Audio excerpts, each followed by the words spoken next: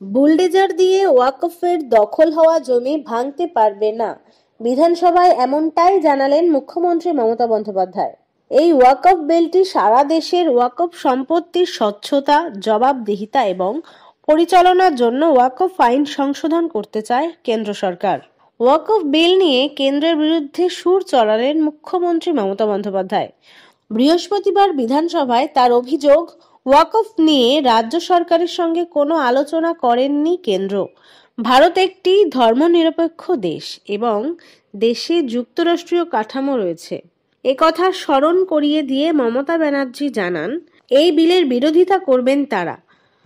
ওয়াকফ বোর্ডের বহু জমি বেদখল হয়ে গিয়েছে বলে অভিযোগ ওঠে। সেই প্রসঙ্গে মুখ্যমন্ত্রী জানান, যা হওয়ার আগে হয়েছে। তার কথায়, 1934 সালে কে দখল করেছে বলতে পারবো না।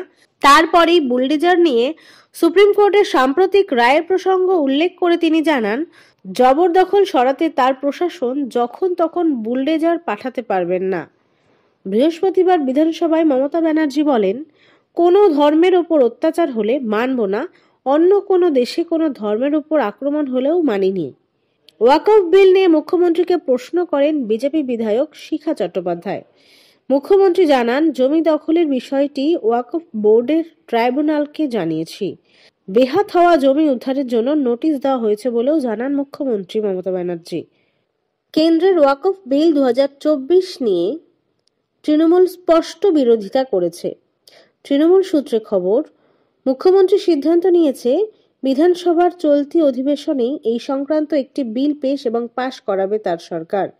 তবে সেটা বিল কিনা প্রস্তাব আকারে আনা হবে তা এখনো স্পষ্ট করা হয়নি। নতুন ওয়াকফ বিলের সঙ্গে বিরোধিতা করেছে এমন দলগুলির সঙ্গে তৃণমূল আলোচনা করেছে কিনা তা জানতে চান দলের বিধায়ক হুমায়ুন কবির। মুখ্যমন্ত্রী জবাবে বলেন, এই প্রশ্নের জবাব আমি এখানে দিতে পারি না।